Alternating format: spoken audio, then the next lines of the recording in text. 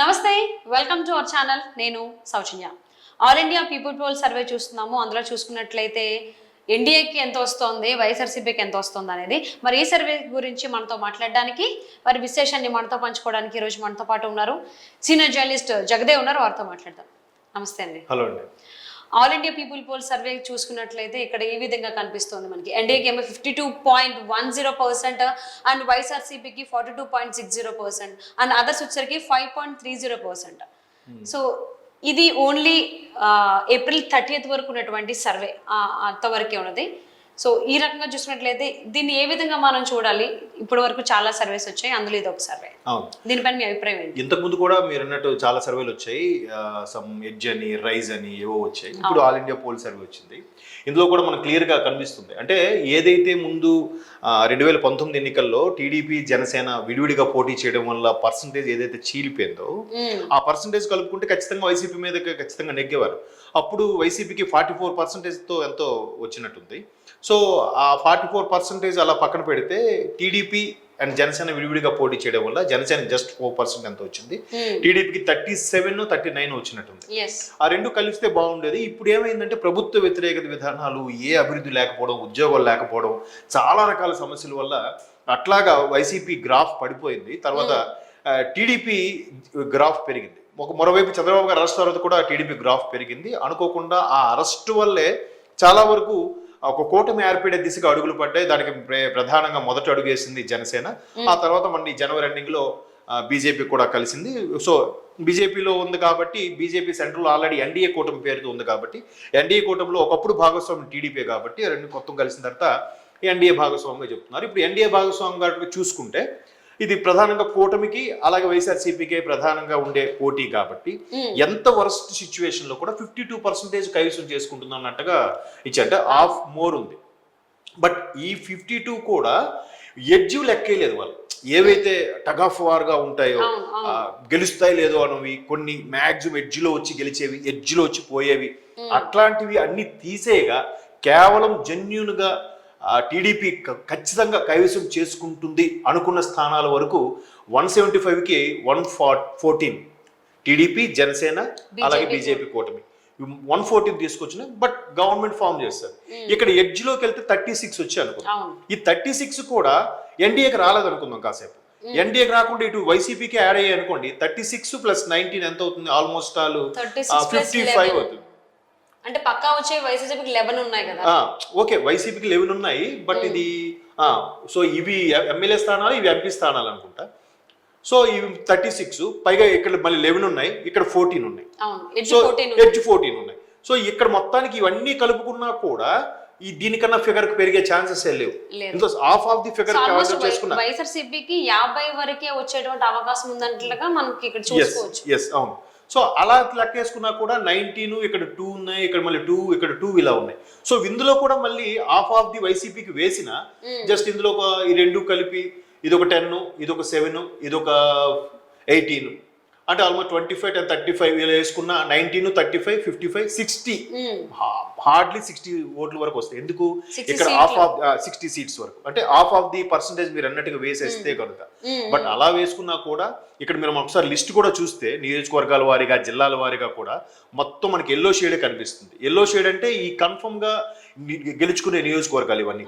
So ఈ red mark ఏవైతే ఉన్నాయో అవి ఎడ్జ్ లో అనమాట. అంటే టగ్ ఆఫ్ వార్ గా ఉండబోతుంది. అంటే మేబీ అక్కడ స్థానికంగా ఉండే అభ్యర్థి పరంగా కానీ, ఎందుకంటే ఇప్పుడు ఫర్ ఎగ్జాంపుల్ ఇక్కడ చిన్న లిస్ట్ తీసుకుంటే ఇక్కడ ఇచ్చాపురం క్లీన్ స్వీప్ అయిపోతుంది. పలాస్ వచ్చేసరికి మన డాక్టర్ గారు, మంత్రి గారు, మాజీ మంత్రి గారు ఉన్నారు.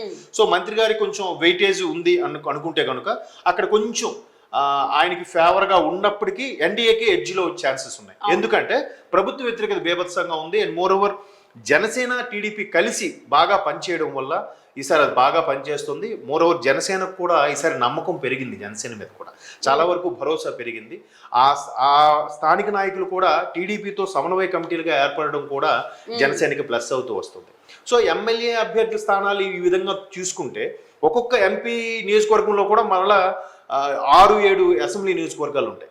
ఆ 6-7 నియోజకవర్గాల్లో కూడా ఇక్కడ చూడండి, ఫర్ ఎగ్జాంపుల్ ఈ ఏవైతే ఉన్నాయో ఈ శ్రీకాకుళం నియోజకవర్గం లోక్సభ నియోజకవర్గంలో చెందిన అసెంబ్లీ నియోజకవర్గాలు.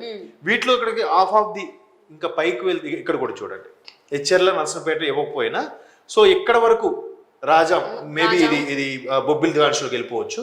ఇక్కడ వరకు కూడా చూసుకుంటే హాఫ్ ఆఫ్ ది అసెంబ్లీ నియోజకవర్గాలు ఒక లోక్సభ నియోజకవర్గంలో కన్ఫర్మ్ గా ఉన్నాయి కాబట్టి ఎంపీగా మరలా అక్కడ రామ్మోహన్ నాయుడు అనే వ్యక్తి కొంచెం బలమైన నాయకుడు కాబట్టి ఆయనకే ఫేవర్ గా ఉండే అవకాశాలు ఉన్నాయి.